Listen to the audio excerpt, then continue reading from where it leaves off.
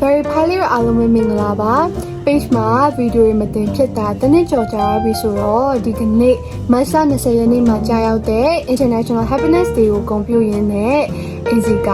ဒီ arrival fallacy လို့ခေါ်တဲ့အကြောင်းအရာလေးကိုအားလုံးသိရအောင်ဒီဗီဒီယိုလေးကနေတစ်စိမ့် share လုပ်ပေးလိုက်ပါတယ်AC တို့လူသားတွေတော်တော်များများစီမှာ when then ဆိုရမျိုးလင်းချက်တွေရှိကြပါတယ်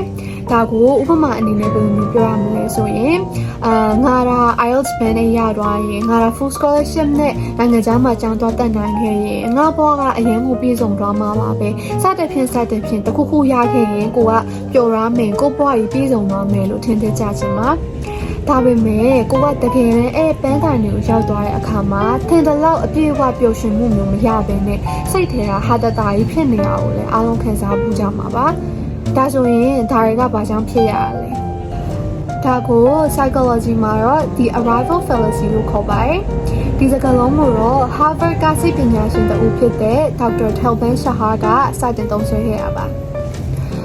ဒါကဘာလို့ဆိုလို့လဲဆိုရင်အင်ဂျိုးရဲ့အုံနောက်ကကိုကပန်းတိုင်တစ်ခုရောက်တာနဲ့ပျော်ရွှင်မှုကထာဝရတည်မြဲလိမ့်မယ်လို့မောင်းရင်းစွာယူဆတတ်ချင်ပါ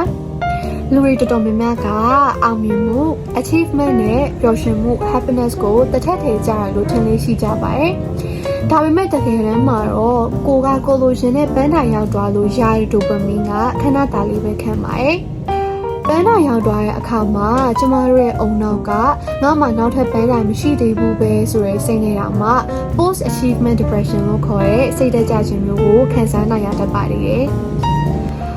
အခုဒီဗီဒီယိုကိုကြည့်နေတဲ့အချိန်မှာ exam ဖြေဖို့ prepare လုပ်နေတဲ့လူတွေနိုင်ငံခြားကိုကျောင်းသွားတက်ဖို့ပြင်ဆင်နေတဲ့လူတွေဒါမှမဟုတ်ရင် project အကြီးကြီးတွေလုပ်နေကြတဲ့လူတွေအတွက်ဆိုရင်ဒီ fallacy ကပို့ပြီးတော့မှအနေကြီးနိုင်ပါတယ်။ဘာဖြစ်လို့လဲဆိုတော့ကို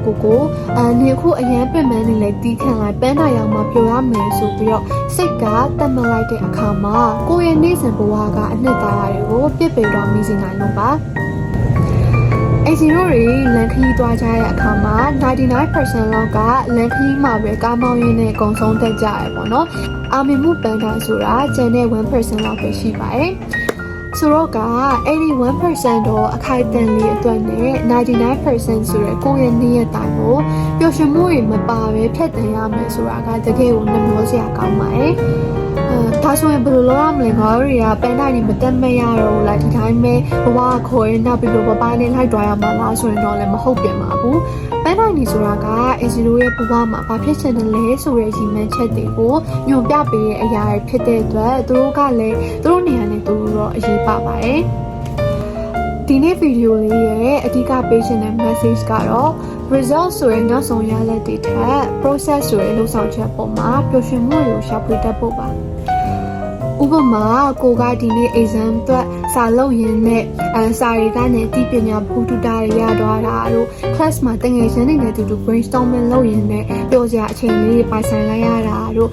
team work တွေတူတူလုပ်ရင်းနဲ့အမှတ်တရကောင်းတွေဖန်တီးလိုက်နိုင်တာတို့စသဖြင့်အသေးအဖွဲလေးတွေကိုလည်း happiness အဖြစ်သတ်မှတ်ပေးဖို့ကအရေးကြီးပါတယ်ပန်းတိုင်ရောက်မှပျော်တာထက်ပန်းတိုင်ရောက်ကိုရှောက်လန်းနေတဲ့လမ်းတစ်လျှောက်လုံးမှာပျော်ဖို့ကအများကြီးပိုအရေးကြီးပါတယ်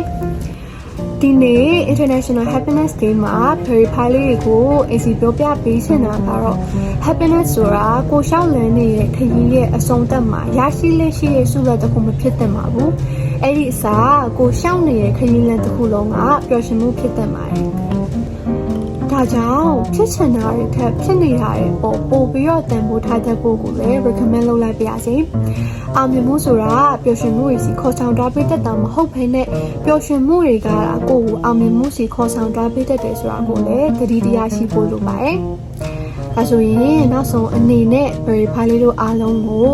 အရောက်လမ်းမှပျော်နိုင်တာမျိုးမဟုတ်ဘဲနဲ့ရှောက်လန်းနေုံမှတင်ပျော်နိုင်ကြပါစေလို့ဆုတောင်းပေးရင်းနဲ့ပဲဒီဗီဒီယိုလေးကိုဒီနောက်မှအဆုံးသတ်လိုက်ပါရစေအဆုံးထိကြည့်ပေးတဲ့အတွက်အားလုံးကိုကျေးဇူးအများကြီးတင်ပါတယ်